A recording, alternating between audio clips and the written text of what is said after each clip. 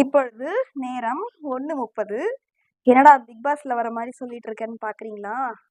மக்களே இங்க பாருங்க, வெயில் வந்து பயங்கரமா மண்டையை பொழந்துட்டு இருக்கு.